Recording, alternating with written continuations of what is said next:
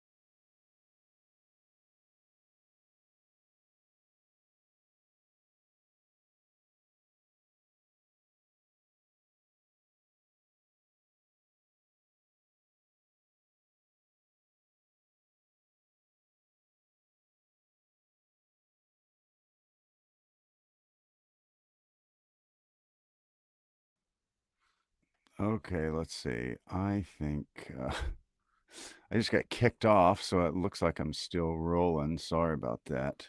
Um, oh, hey, Katie, that's really cool. This is one of my favorites as well. Okay, so let's try this again. Sorry about the delay there. Um, Probably had too many tabs open and then something crashed. So, okay, where were we? Is there any other opening? None. So that to reach the U alley, one either has to come down it from the house or else to enter it by the moor gate. There's an exit through a summer house at the far end. Had Sir Charles reached this? No, he lay about 50 yards from it. Now tell me, Dr. Mortimer, and this is important, the marks which you saw were on the path and not on the grass. No marks would show on the grass. Were they on the same side of the path as the moor gate? Yes, they were on the edge of the path on the same side as the moor gate. You interest me exceedingly. Another point. Was the wicket gate closed? Closed and padlocked. How high was it? About 4 feet high. Then anyone could have got over it. Yes. And what marks did you see by the wicket gate? None in particular. Good heaven, did no one examine? Yes, I examined myself. And found nothing? It was all very confused.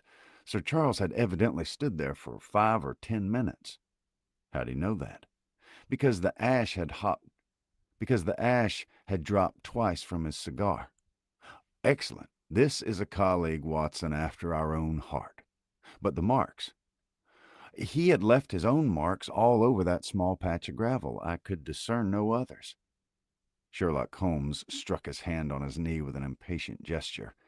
If only I had been there, he cried. It's evidently a case of extraordinary interest, and one which presented immense opportunities to the scientific expert. That gravel page upon which I might have read so much has been long ere this smudged excuse me,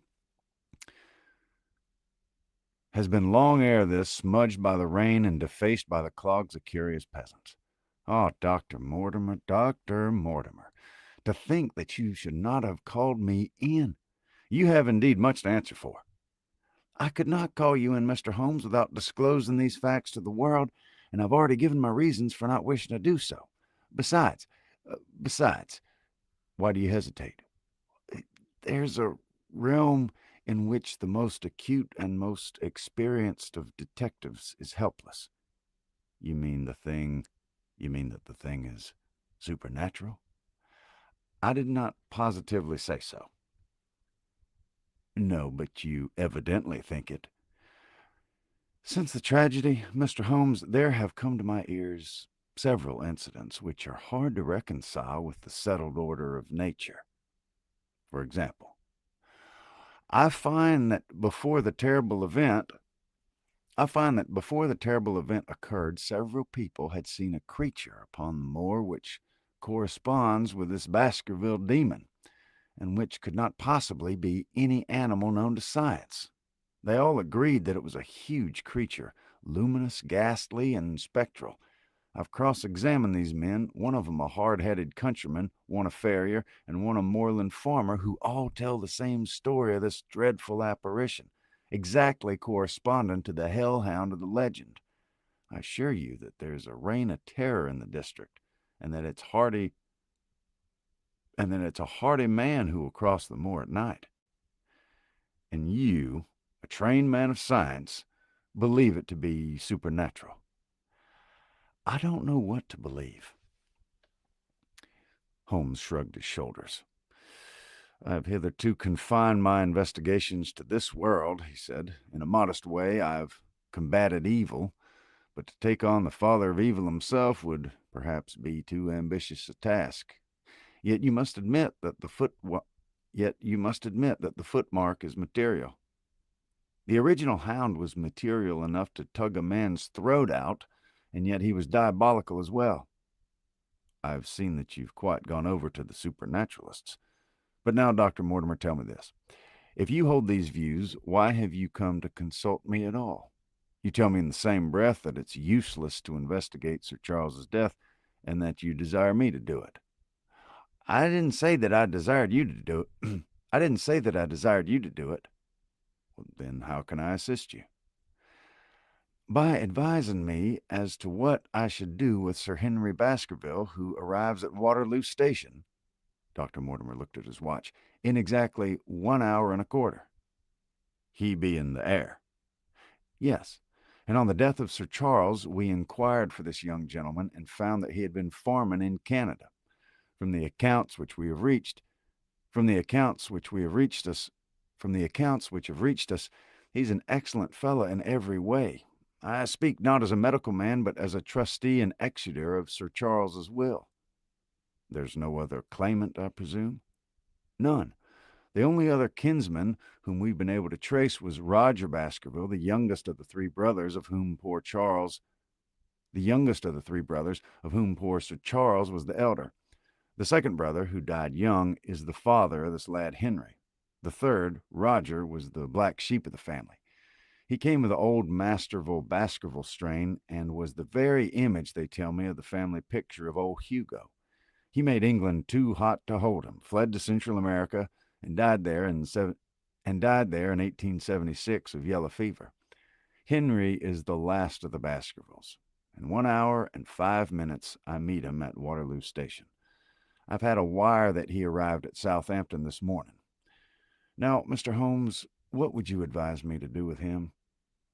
Why should he not go to the home of his fathers? It seems natural, does it not? And yet consider that every Baskerville who goes there meets with an evil fate. I feel sure that if Sir Charles could have spoken with me before his death, he would have warned me against bringing this, the last of the old race, and the heir to great wealth, to that deadly place. And yet I cannot be denied that the prosperity of the whole poor, bleak countryside depends upon his presence. All the good work which has been done by Sir Charles will crash to the ground if there's no tenant of the hall. I fear lest I should be swayed too much by my own obvious interest in the matter, and that's why I bring the case before you and ask for your advice. Holmes considered for a little time. Put into plain words, the matter is this, said he. In your opinion, there is a diabolical agency which makes Dartmoor an unsafe abode for a Baskerville. Is that your opinion? At least I might go the length of saying that there's some evidence that this may be so. Exactly. But surely, if your supernatural theory is correct, it could work the young man evil in London as easily as in Devonshire. A devil with merely local powers, like a parish vestry, would be too inconceivable a thing. You put the matter more flippantly, Mr. Holmes, than you probably would do if you were brought into personal contact with these things. Your advice, then, as I understand, is that the young man will be as safe in Devonshire as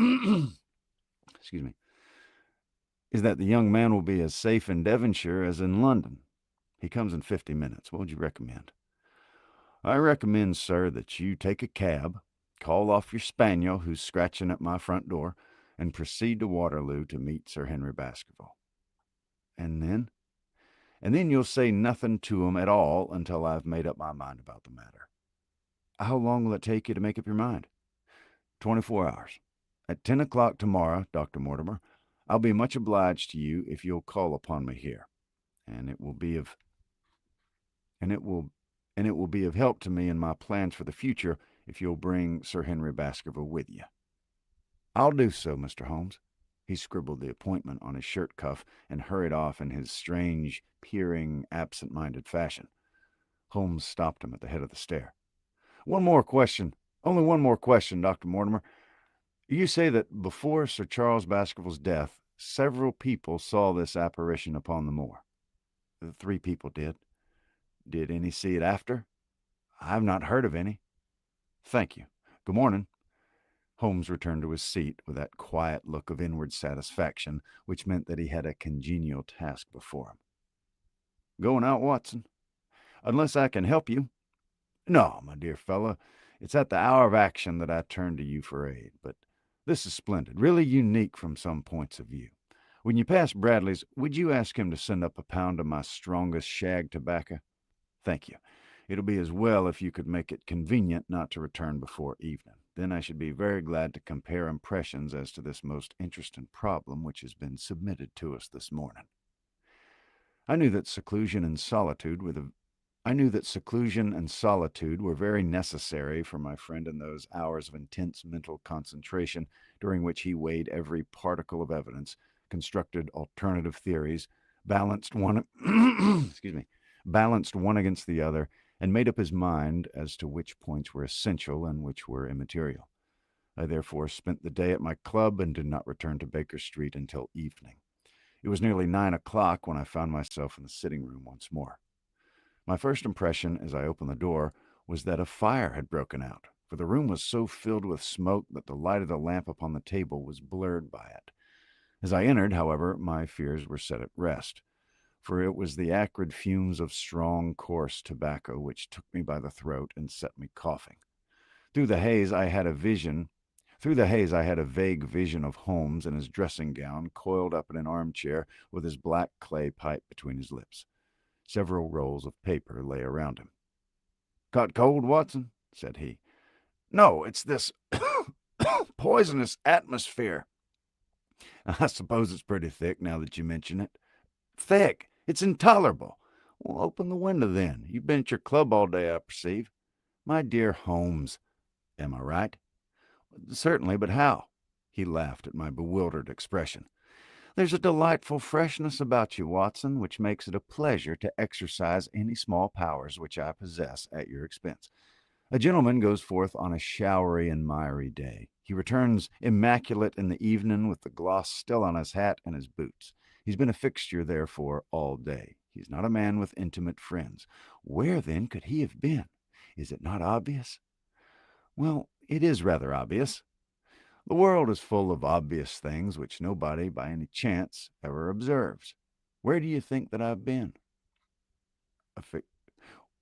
Where do you think that I've been?" "A fixture also." "A fixture also?" "On the contrary, I've been to Devonshire." "In spirit?" "Exactly. My body has remained in this armchair, and has, I regret to observe, consumed in my absence 2 large pots of coffee and an incredible amount of tobacco. After you left, I sent down to Stamford's for the ordnance map of this portion of the moor, and my spirit has hovered over it all day. I flatter myself that I could find my way about." "A large-scale map, I presume?" "Very large." He unrolled one section and held it over his knee. "Here you have the particular district which concerns us. That is Baskerville Hall in the middle." "With a wood around it?" "Exactly.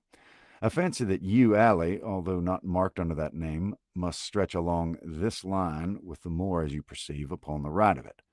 This small clump of buildings here is the hamlet of Grimpen, where our friend Dr. Mortimer has his headquarters. Within a radius of 5 miles there are, as you see, only a very few scattered dwellings. Here is Laughter Hall, which was mentioned in the narrative. There's a house indicated here, which may be the residence of the naturalist Stapleton, if I remember right was his name. Here are 2 moorland farmhouses, High Tor and Foulmire. Then, 14 miles away, the great convict prison of Princetown. Between and around these scattered points extend the desolate, lifeless moor. This, then, is the stage upon which tragedy has been played, and upon which we may help it to play again." "It must be a wild place." "Yes, the setting is a worthy one. If the devil did desire to have a hand in the affairs of men, then you are yourself inclining to the supernatural explanation." The devil's agents may be of flesh and blood, may they not? There are 2 questions waiting for us at the outset. The one is whether any crime has been committed at all. The second is, what's the crime, and how was it committed? Of course, if Dr. Mortimer's surmise should be correct, and we're dealing with forces outside the ordinary laws of nature, there's the end of our investigation. But we are bound to exhaust all other hypotheses before falling back upon this one. I think we'll shut that window again if you don't mind. It's a particular thing, but I find that a concentrated atmosphere helps a concentration of thought. I've not pushed it to the length of getting it into a box to think, but that's the logical outcome of my convictions. Have you turned the case over in your mind? Yes, I have thought a good deal of it in the course of the day. What do you make of it? It's very bewildering. It has a certain character of its own. There are points of distinction about it. That change in the footprints, for example. What do you make of that? Mortimer said that the man had walked on tiptoe down Mortimer said that the man had walked on tiptoe down that portion of the alley. He only repeated what some fool had said at the inquest. Why should a man walk on tiptoe down the alley? What then? He was running, Watson. Running desperately. Running for his life. Running till he burst his heart and fell dead upon his face. Running from what? There lies our problem. There are indications that the man was crazed with fear before ever he began to run. How can you say that? I'm presuming that the cause of his fears came to him across the moor. If that were so, and it seems most probable, only a man who's lost his wits would have run from the house instead of towards it. If the gypsy's evidence may be taken as true, he ran with cries for help in the direction where help was least likely to be. Then again, whom was he waiting for that night? And why was he waiting for him in the yew alley rather than in his own house? You think he was waiting for someone? The man was elderly and infirm. We can understand his taking an evening stroll, but the ground was damp and the night inclement. Is it natural that he should stand for 5 or 10 minutes, as Dr. Mortimer, with more practical sense than I should give him credit for, deduced from the cigar ash? But he went out every evening. I think it unlikely that he waited at the moor gate every evening. On the contrary, the evidence is that he avoided the moor. That night he waited there. It was the night before he made his departure for London. The thing takes shape, Watson. It becomes coherent. Might I ask you to hand me my violin, and we'll postpone all further thought upon this business until we've had the advantage of meeting Dr. Mortimer and Sir Henry Baskerville in the morning? That's the end of chapter 3.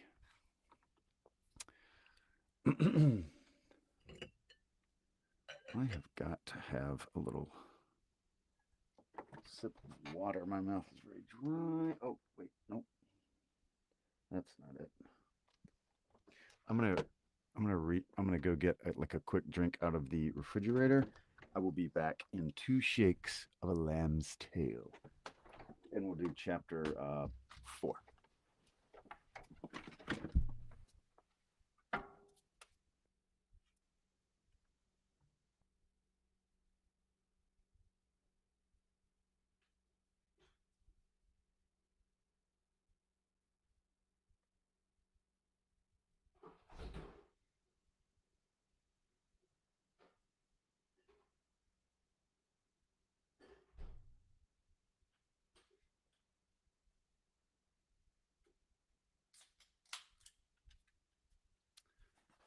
Okay, give me a little Coke Zero.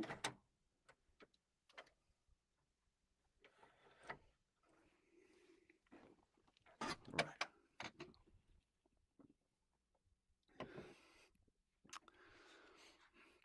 Okay.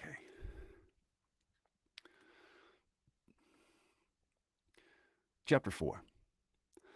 Our breakfast table was cleared early, and Holmes waited in his dressing gown for the promised interview. Our clients were punctual to their appointment, for the clock had just struck 10 when Dr. Mortimer was shown up, followed by the young baronet. The latter was a small, alert, dark-eyed man about 30 years of age, very sturdily built, with thick black eyebrows and a strong, pugnacious face. He wore a ruddy-tinted tweed suit and had the weather-beaten appearance of one who has spent most of his time in the open air. And yet there was something in his steady eye and the quiet assurance of his bearing which indicated the gentleman. "This is Sir Henry Baskerville," said Dr. Mortimer. Let's see.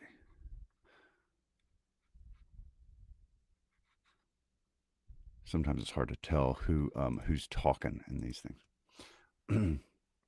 "Why, yes," said he, "and the strange thing is, Mr. Sherlock Holmes, that if my friend here had not proposed coming round to you this morning, I should have come on my own account. I understand that you think out little puzzles, and I've had one this morning which wants more thinking out than I'm able to give it." Pray take a seat, Doctor. Pray take a seat, Sir Henry. Do I understand you to say that you have yourself had some remarkable experience since you arrived in London?" "Nothing of much importance, Mr. Holmes. Only a joke, like as not. It was this letter, if you can call it a letter, which reached me this morning." He laid an envelope on the table, and we all bent over it. It was of common quality, grayish in color. The address, Sir Henry Baskerville, Northumberland Hotel, was printed in rough characters. The postmark, Charing Cross, and the date of posting the preceding evening. "Who knew that you were going to be at the Northumberland Hotel?" asked Holmes, glancing keenly across at our visitor. "But no one could have known it. We only decided after I met Dr. Mortimer." "But Dr. Mortimer was no doubt already stopping there." "No, I'd been staying with my friend," said the doctor. There was no possible indication that we intended to go to this hotel." "Someone seems to be very deeply interested in your movements." Out of the envelope he took a half sheet of foolscap paper folded into four. This he opened and spread flat upon the table. Across the middle of it a single sentence had been formed by the expedient of pasting printed words upon it. It ran, "As you value your life or your reason, keep away from the moor." The word "moor" only was printed in ink. Now, said Sir Henry Baskerville, "perhaps you'll tell me, Mr. Holmes, what in thunder is the meaning of that? And who is it that takes so much interest in my affairs?" What did you make of it, Dr. Mortimer? You must allow that there's nothing supernatural about this, at any rate." "No, sir, but it might very well come from someone who is convinced that the business is supernatural." "What business?" asked Sir Henry sharply. "It seems to me that all you gentlemen know a great deal more than I do about my own affairs." "You shall share our knowledge before you leave this room, Sir Henry, I promise you that," said Sherlock Holmes. "We will confine ourselves for the present, with your permission, to this very interesting document, which must have been put together and posted yesterday evening. Have you yesterday's Times, Watson?" "It's here in the corner." "Might I trouble you for it? The inside page, please, with the leading articles." He glanced swiftly over it, running his eyes up and down the columns. "Capital article, this, on free trade. Permit me to give you an extract from it. You may be cajoled into imagining that your own special trade or your own industry will be encouraged by a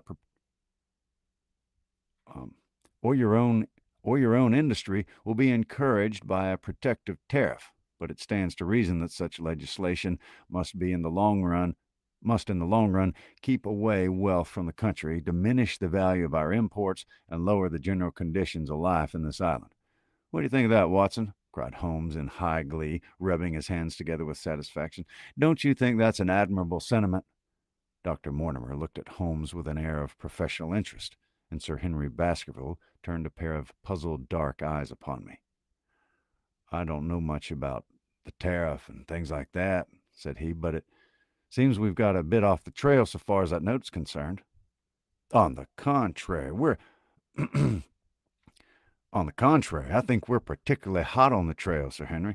Watson here knows more about my methods than you do, but I fear that even he has not quite grasped the significance of this sentence." No, I confess that I see no connection. And yet, my dear Watson, there's so very close a connection that one is extracted out of the other. You, your, your, life, reason, value, keep away from the. Don't you see now whence these words have been taken? By thunder, you're right. Well, if that isn't smart, cried Sir Henry. If any possible doubt remained, it's settled by the fact that keep away and from the are cut out in one piece. Well, now, so it is. Really, Mr. Holmes, this exceeds anything which I could have imagined, said Dr. Mortimer, gazing at my friend in amazement. I could understand anyone saying that the words were from a newspaper, but that you should name which and add that it came from the leading article is really one of the most remarkable things which I've ever known. How'd you do it?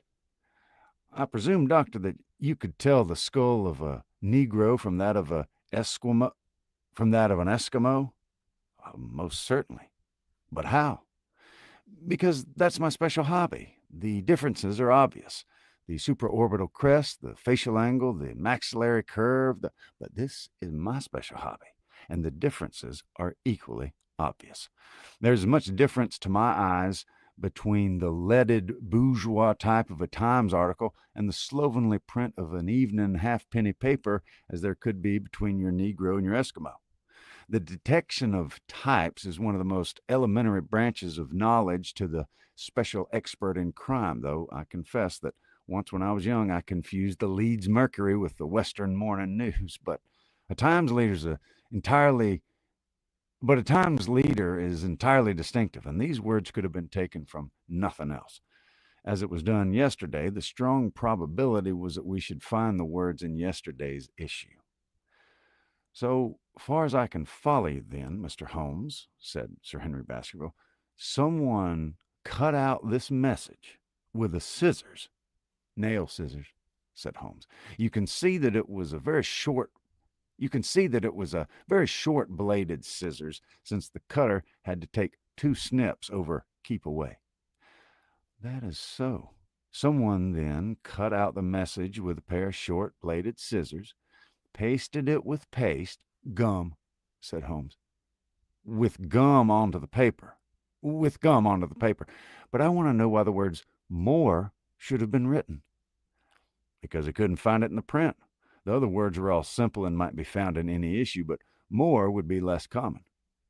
Why, of course, that would explain it. Have you read anything else in this message, Mr. Holmes? There are 1 or 2 indications, and yet the utmost pains have been taken to remove all clues. The address, you observe, is printed in rough characters, but the Times is a paper which is seldom found in any hands but those of the highly educated. We may take it, therefore, that the letter was composed by an educated man who wished to pose as an uneducated one, and his effort to conceal his own writing suggests that writing might be known or come to be known by you. Again, you'll observe that the words are not gummed. Again, you will observe that the words are not gummed on in an accurate line, but that some are much higher than others. Life, for example, is quite out of its proper place. That may point to carelessness, or it may point to agitation and hurry upon the part of the cutter. On the whole, I incline to the latter view, since the matter was evidently important, and it's unlikely that the composer of such a letter should be careless. If he were in a hurry, it opens up the interesting question why he should be in a hurry, since any letter posted up to early morning would reach Sir Henry before he'd leave his hotel. Did the composer fear an interruption, and from whom? We are coming now rather to the regions of guesswork, said Dr. Mortimer. Say rather into the region where we balance probabilities and choose the most likely. It's the scientific use of the imagination, but we have always some material basis on which to start our speculation. Now, you would call it a guess, no doubt, but I am almost certain that this address has been written in a hotel. How in the world can you say that? If you examine it carefully, you'll see that both the pen and the ink have given the writer trouble. The pen has spluttered twice in a single word and has run dry 3 times in a short sentence, showing that there was very little ink in the bottle. Now, a private pen or ink bottle is seldom allowed to be in such a state, and the combination of the two must be quite rare.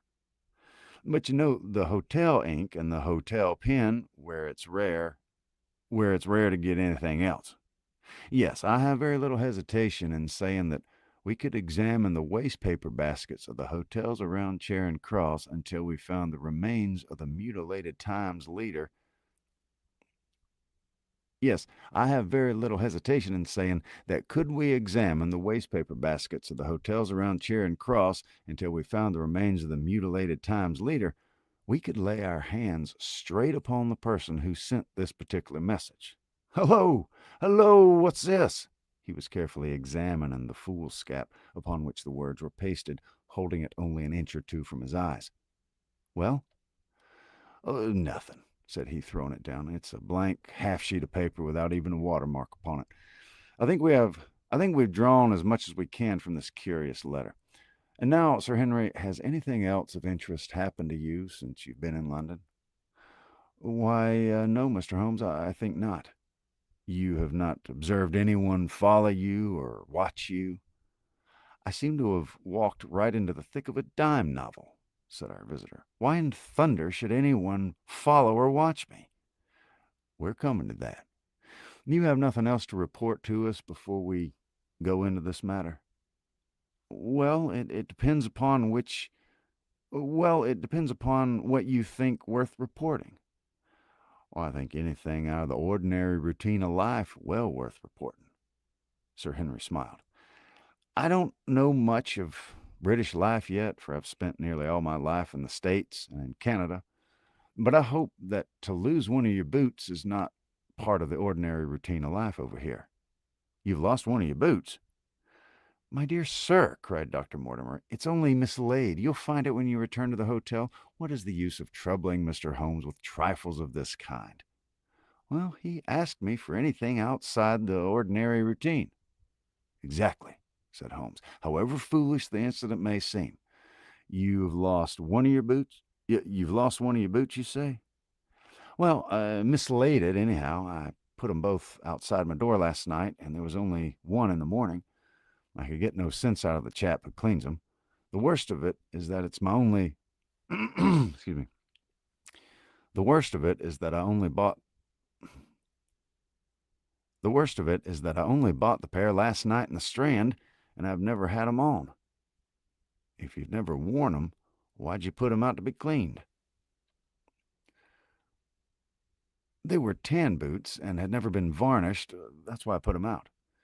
Then I understand that on your arrival in London yesterday, you went out at once and bought a pair of boots. I did a good deal of shopping. Dr. Mortimer went here round with me. I, I did a good deal of shopping. Dr. Mortimer here went round with me. You see, if I'm to be a squire down here, I must dress the part. And it may be I've gotten a little careless in my ways out west. Among other things, I bought these brown boots. Gave $6 for 'em, and had one stolen before I ever had 'em on my feet. It seems a singularly useless thing to steal, said Sherlock Holmes. I confess that I share Dr. Mortimer's belief that it will not be long before the missing boot's found. And now, gentlemen, said the baronet with decision, it seems to me that I have spoken quite enough about the little that I know. It's time that you kept your promise and gave me a full account of what we're all driving at. Your request is a very reasonable one, Holmes answered. Dr. Mortimer, I think you could not do better than to tell your story as you told it to us. Thus encouraged, our scientific friend drew his papers from his pocket and presented the whole case as he had done upon the morning before. Sir Henry Baskerville listened with the deepest attention and with an occasional exclamation of surprise. Well, I seem to have come into an inheritance with a vengeance, he said when the long narrative was finished. Of course, I've heard of the Hound ever since I was in the nursery. It's the pet story of the family, though I Never thought of taking it seriously before. But as to my uncle's death, well, it all seems boiling up in my head and I can't get it clear yet. You don't seem quite to have made up your mind whether it's the case for a policeman or a clergyman. Precisely. And now there's the affair of the letter to me at the hotel. I suppose that fits into this place. It seems to show that someone knows more than we do about what goes on upon the moor, said Dr. Mortimer. And also, said Holmes, that someone is not ill disposed toward you since they warn you of danger. Or it may be that they wish, for their own purposes, to scare me away. Well, of course, that's possible also. I'm very much indebted to you, Dr. Mortimer, for introducing me to a problem which presents several interesting alternatives. But the practical point which we now have to decide, Sir Henry, is whether or not it's advisable for you to go to Baskerville Hall. Why should I not go? Well, there seems to be danger. Do you mean danger from this family fiend, or do you mean danger from human beings? Well, that's what we have to find out. Whichever it is, my answer is fixed. There is no devil in hell, Mr. Holmes, and there is no man upon earth who can prevent me from going to the home of my own people, and you may take that to be my final answer. His dark brows knitted and his face flushed to a dusky red as he spoke. It was evident that the fiery temper of the Baskervilles was not extinct in this, their last representative. Meanwhile, he said, I have hardly had time to think over all that you've told me. It's a big thing for a man to have to understand and decide at one sitting. I should like to have a quiet hour by myself to make up my mind. Now look here, Mr. Holmes, it's 11:30 now, and I'm going back right away to my hotel. Suppose you and your friend, Dr. Watson, come round and lunch with us at 2, and I'll be able to tell you more clearly then how this thing strikes me. Is that convenient to you, Watson? Perfectly. Then you may expect us. Shall I have a cab called? I'd prefer to walk, for this affair has flurried me rather. I'll join you in the walk with pleasure, said his companion. Then we meet again at 2 o'clock. Au revoir and good morning. We heard the steps of our visitors descend the stair and the bang of the front door. In an instant, Holmes had changed from the languid dreamer to a man of action. Your hat and boots, Watson. Quick, not a moment to lose. He rushed into his room in his dressing gown and was back again in a few moments in a frock coat. We hurried together down the stairs and into the street. Dr. Mortimer and Baskerville were still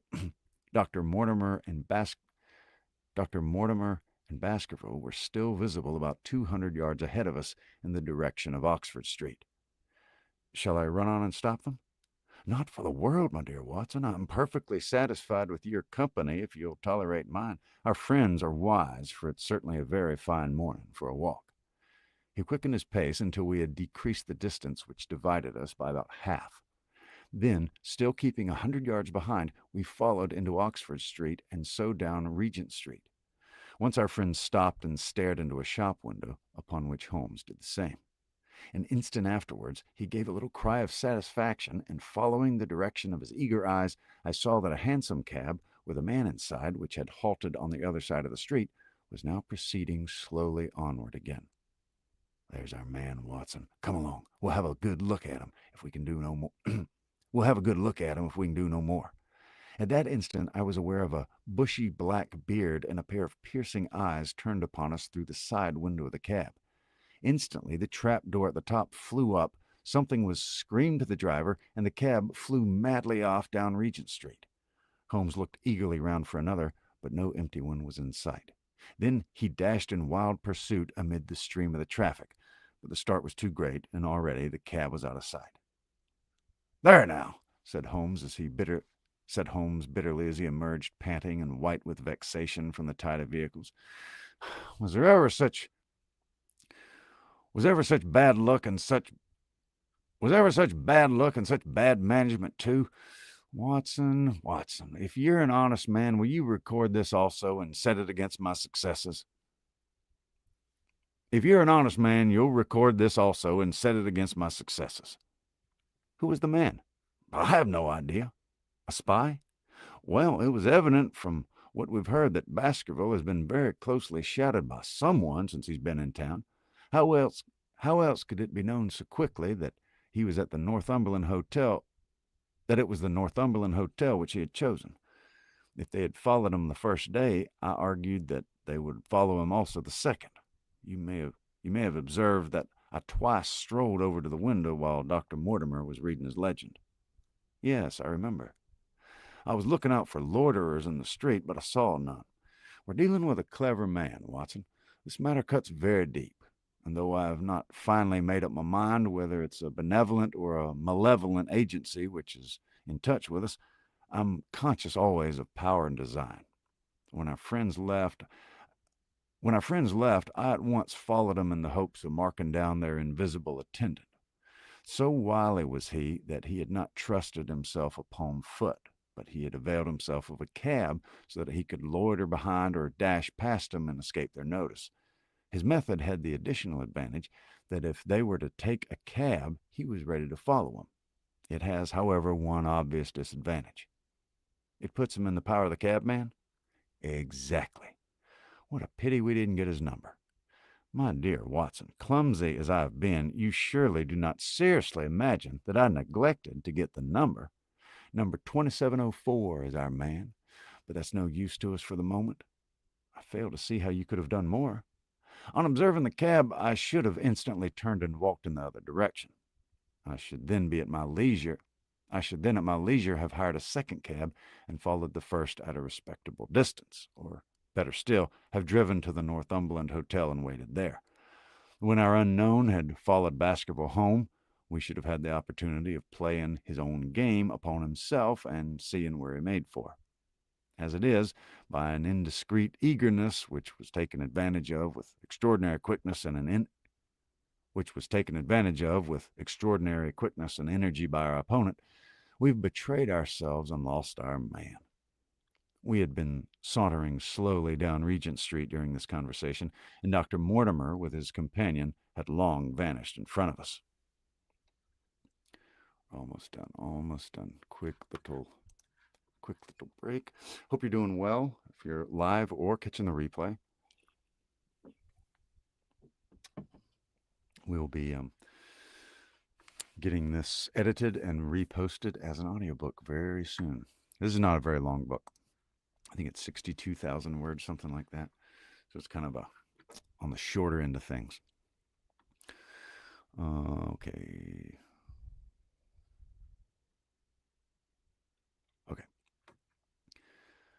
There's no object in our following him, said Holmes. The shadow has departed and will not return. We must see what further cards we have in our hands and play them with decision. Could you swear to that man's face within the cab? I could only swear to his beard. I could swear only to the beard. And so could I, from which I gather that in all probability it was a false one. A clever man upon so delicate an errand has no use for a beard save to conceal his features. Come in here, Watson. He turned into one of the district messenger offices, where he was warmly greeted by the manager. Ah, Wilson, I've seen you've not forgotten the little case in which I had the good fortune to help you. No, sir, indeed I have not. You saved my good name and perhaps my life. My dear fellow, you exaggerate. I have some recollection, Wilson, that you had among your boys a lad named Cartwright who showed some ability during the investigation. Yes, sir, and he's still with us. Could you ring him up? Thank you. And I should be glad to have change of this £5 note. A lad of 14, with a bright, keen face, had obeyed the summons of the manager. He stood now gazing with great reverence at the famous detective. Let me have the hotel directory, said Holmes. Thank you. Now, Cartwright, there are the names of 23 hotels here, all in the immediate neighborhood of Charing Cross. You see? Yes, sir. You'll visit each one of these in turn. Yes, sir. You'll begin in each case by giving the outside porter 1 shilling. Here are 23 shillings. Yes, sir. You'll tell me that you want to see the waste paper of yesterday. You'll say that an important telegram has miscarried and that you're looking for it. You understand? Yes, sir. But what you're really looking for is the center page of the Times with some holes cut in it with scissors. Here's a copy of the Times. It's this page. You could easily recognize it, could you not? Yes, sir. In each case, the outside porter will send for the hall porter, to which also you'll give a shilling. Here are 23 shillings. You'll also learn in possibly 20 cases out of the 23 that the waste of the day before has been burned or removed. In 3 other cases, you'll be shown a heap of paper, and you'll look for this page of the Times among it. The odds are enormously against your finding it. There are 10 shillings over in case of emergencies. Let me have a report by wire at Baker Street before evening. And now, Watson, it only remains for us to find out by wire the identity of the cabman, number 2704, and then we'll drop into one of the Bond Street picture galleries to fill the time until we're due at the hotel. That is chapter 4. So we are 4 chapters into this, and we will pick back up either tomorrow night or Sunday night. So good deal. Thank you very much for listening. Make sure you subscribe, and I'm loving this. This is a good story, and hopefully I will see you back here. I'll be doing lives at 10 o'clock Central Time is when I shoot to start.